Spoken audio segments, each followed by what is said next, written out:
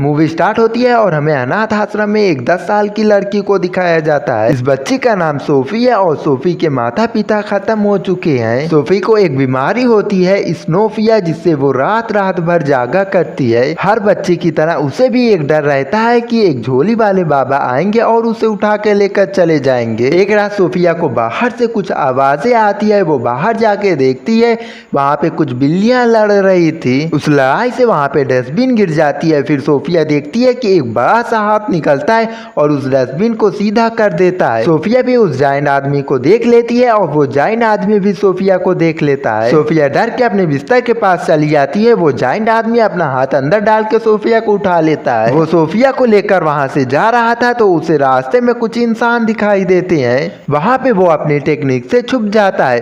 Sophia को लेकर वो अपने देश चला जाता है। अब सोफिया उस जाइंट के घर होती है और सोफिया वहाँ से जाने की कोशिश करती है, पर जाइंट उसे देख लेता है और वो जाइंट सोफिया से कहता है कि तुम यहाँ से भागने की कोशिश मत करना, क्योंकि तुम यहाँ से भाग नहीं पाओगी। फिर वो जाइंट सोफी को अपनी कढ़ाई में रख लेता है। सोफिया सोचती है कि वो जाइंट उसे खा जाएगा। अब सोफिया को बाहर से कुछ आवाज आती है तो सोफिया जाइंट से पूछती है कि ये कैसी आवाज है, यहाँ पे और भी जाइंट रहते हैं क्या? जाइंट कहता है हाँ, वो मुझसे भी बड़े हैं और वो इंसानों को खा जाते हैं। सोफी डर जाती है। सोफी पूछती है कि क्या आप भी मुझे खा जाओगे?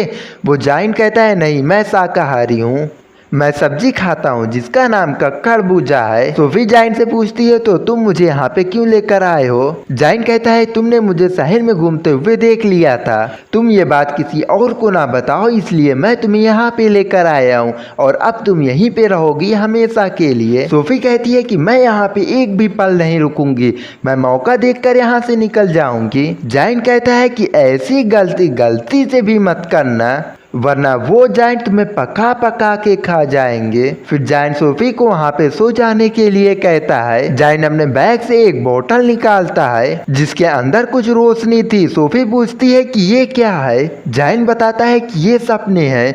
सोफी कहती है कि मुझे तो सपने नहीं आते हैं, क्योंकि मुझे तो नींद ही नहीं आती है। जाइंट सोफी की बुक लेता है और उसमें से कुछ स्टोरी पढ़ने लगता है, जिसके बाद कुछ ही देर में सोफी को नींद आ जाती है। फिर जाइंट अपने लैब में आता है और लाल रंग के सपने को बाहर निकालता है। आगे हम देखते हैं कि सोफी अब उठ चुकी है और वो चालाकी से धीरे धीरे बाहर जा रही है। बाहर सोफी की मुलाकात एक बड़े से जाइंट से होती है और वो उसे पकड़ के खा जाता है। अब सोफी की आँख खुल जाती है और ये एक सपना होता है। सोफी बहुत ही डर जाती है और वो गुस्से में जाइंट से पूछती है कि ये तुमने किया था ना? जाइंट कहता है हाँ, ये मैंने किया था ताकि तुम बाहर ना जाओ, वरना वो बड़े जाइंट तुम्हें पकड़ के खा जाएंगे। अब सोफी और जाइंट आपस में बात कर रहे थे, तभी वहाँ पे एक बड़ा सा जाइंट आ जाता है। जाइंट की उंगली में दर्द हो रहा था, उसके इलाज के लिए वो बूढ़े जाइंट के पास आता है। बूढ़ा जाइंट उस बड़े जाइंट की उंगली पे मलहम लगा रहा होता है। तभी उस बड़े जाइंट को इंसानों की खुशबू आती है और वो वहाँ पे इंसान को खोजने लगता है। सोफी एक खरबूजा में छुप जाती है। बड़ा जाइंट उसे नहीं खाता है क्योंकि वो एक मांसाहारी होता है, पर आज उसका मन होता है वो खाने के लिए, पर आज वो उसे खाने लगता है। बूढ़ा वहाँ पे सोफी को छुपे हुए देख लेता है, इसलिए वो उसे खाने के लिए रोकता है। बूढ़ा जाइंट कहता है कि तुम तो एक मांसाहारी हो, तुम खरबूजा कैसे खा सकते हो? वो गुस्से में खरबूजा वहीं पे फेंक देता है और वहाँ से चला जाता है। बूढ़ा जाइंट खरबूजा उठा के वहाँ से लेकर आता है, उसमें से सोफी निकलती है। फिर जाइंट उसे वहाँ से लेकर जाता है और उसे पानी से नहलाता है और उसे कुछ दूसरे कपड़े पहनने के लिए देता है। अब जाइंट अपने काम के लिए वहाँ से जाने लगता है। सोफी उससे पूछती है कि आप कहाँ जा रहे हैं? जाइंट उसे बताता है कि मैं सपनों को पकड़ने के लिए जा रहा हूँ। जाइंट कहता है कि तुम यहीं पे रहना। सोफी कहती है कि मैं भी आपके साथ चलूंगी। जाइंट मना करता है क्योंकि वो जानता है कि अगर सोफी बाहर गई तो वो बड़े जाइंट उसे पकड़ के खा जाएंगे। और सोफी काफी ज्यादा जिद करती है, जिससे जाइंट मान जाता है और उसे अपने साथ लेकर जाने लगता है। वो बाहर जाते हैं, तभी जाइंट आ जाता है और बूढ़े को पकड़ लेते हैं। इस बीच बच्ची जाके कार में छुप जाती है। बूढ़ा जाइंट कहता है कि मैं अपने काम से जा रहा हूँ। जायंट कहता है कि नहीं, तुम शहर नहीं जा सकते, अगर इंसानों को हमारे बारे में पता चल गया तो वो हमें खत्म कर देंगे। अब सभी जायंट बूढ़े जायंट को परेशान करने लगते हैं। अब कुछ देर में वहाँ पे बारिश होने लगती है। बड़े जायंट को बारिश से बहुत ही डर लगने लगती है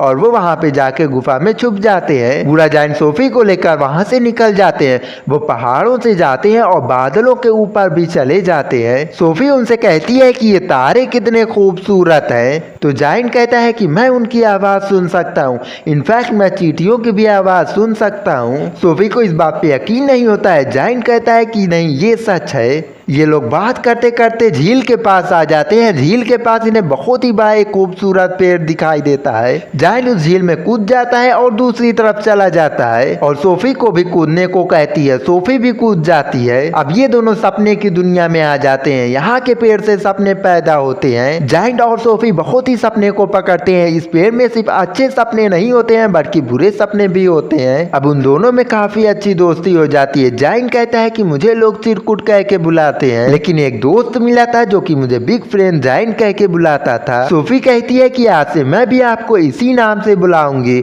यानी कि BFG। अब ये दोनों लंदन शहर में आ जाते हैं जहाँ पे बच्चे सो रहे थे और BFG उन्हें अच्छे अच्छे सपने दिखाता है जिससे बच्चों को उनके सपनों में खुशियाँ मिल सके। फिर सोफी BFG से पूछती है कि ये सब आपके माता पिता ने सिखाया है क्या? जायंट कहता है कि हम जायंट के माता पिता नहीं होते हैं। सोफी पूछती है तो आपकी उम्र कितनी है? जायंट कहता है कि जितनी इस पृथ्वी की उम्र है उतनी हमारी भी है। अभी ये लोग अपने देश जाने लगते हैं। BFG सोफी से पूछती है कि तुम्हारा कंबल कहाँ है? सोफी कहती है कि वो शायद जायंट देश में ही छूट गया है। ये सुनकर BFG कहते हैं कि अब तुम्हारा जायंट देश में जाना सुरक्षित नहीं है, वहाँ के जायंट को पता चल गया होगा कि उसके देश में इंसान है। BFG सोफी को उसके अनाथ आश्रम में छोड़ देता है और वहाँ से चला जाता है। सोफी अपने बिस्तर में चली जाती है लेकिन उसे नींद नहीं आती है। उसे ऐसा लग रहा था कि BFG उसके आसपास ही है।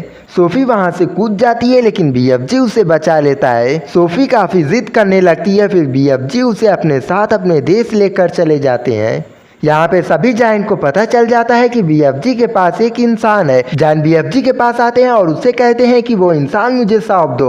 BFG कहते हैं कि यहाँ पे कोई इंसान नहीं है। जायंट BFG के पूरे घर को देखने लगते हैं और सब कुछ तोड़ने लगते हैं। BFG सोफी के कंबल को जला देते हैं और उसे जायंट को डरा के वहाँ से भगा देते हैं। जब सोफी अपनी जान बचा के BFG के घर में इधर उधर भाग रही थी तभी उसे एक रूम में BFG के खास दोस्त की तस्वीर दिखाई देती है और इस तस्वीर में जो रहती है वो इंग्लैंड की महारानी होती है। अब सोफी के दिमाग में एक आइडिया आता है और वो BFG से कहती है कि तुम एक डरावना सपना बनाओ जिसमें तुम्हें ये दिखाना है कि सभी बिग जायंट इंग्लैंड में है जो कि बच्चों को मार के खा जाते हैं और साथ ही साथ इस सपने में मुझे और खुद को भी दिखाना ताकि हम जब महारानी के पास जाएं तब उन्हें हमारी बातों पे यकीन हो जाए। अब सोफी की बात मान के BFG ऐसा ही करता है। वो अपनी लैब में एक डरावना सपना बनाता है जिसमें वो सभी बड़े जायंट और बहुत सारे बच्चों को डालता है और साथ ही साथ खुद और सोफी को भी डालता है। सपना तैयार होने के बाद BFG सोफी को लेकर इंग्लैंड की महारानी के पास पहुंच जाता है। BFG महारानी के सपने में उस भयानक सपने को डाल देते हैं। अब महारानी वो सब देखती है जो कि वो दोनों उन्हें दिखाना चाहते हैं।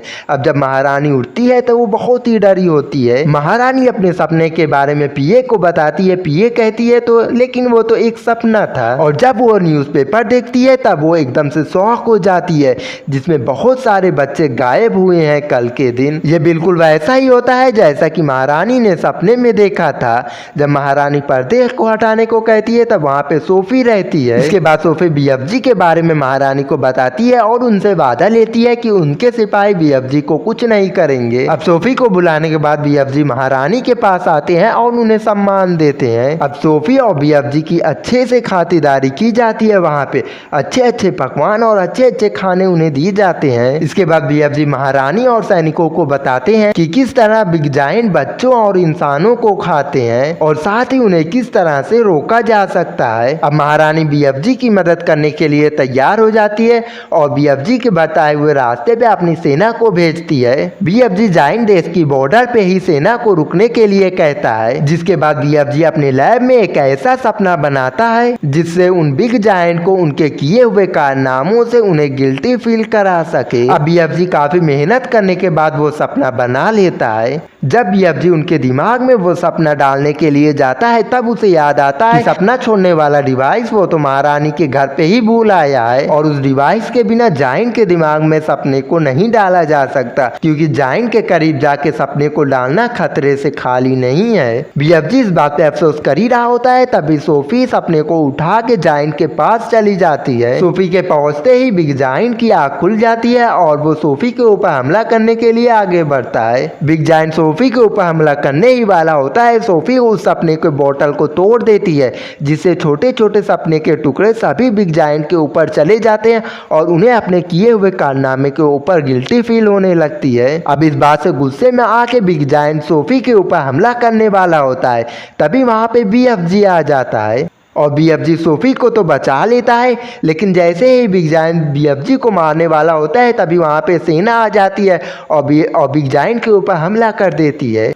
सेना के हेलीकॉप्टर सभी जायंट को अपने जाल में फंसा लेते हैं और वहां से लेकर मीलों दूर लेकर जाके एक सुनसान टापू पे छोड़ देते हैं। ये लोग पानी से डरते हैं और ये लोग समुद्र पार नहीं कर पाएंगे, इस वजह से ये लोग हमेशा के लिए यहीं पे फंस जाएंगे और महारानी उनके लिए ककरबूजा के बीए भी भेजती है ताकि ये लोग इसी की खेती करें, यही बोए और यही खाएं। एंड में हमें सोफी को दिखाया जाता है जो कि अब महारानी के घर पे रह रही है और इसी के साथ ये मूवी यहीं पे खत्म हो जाती है। तो वीडियो को लाइक और चैनल को सब्सक्राइब कर देना ऐसी और भी इंटरेस्टिंग मूवी एक्सप्लेनेशन वीडियो देखने के लिए।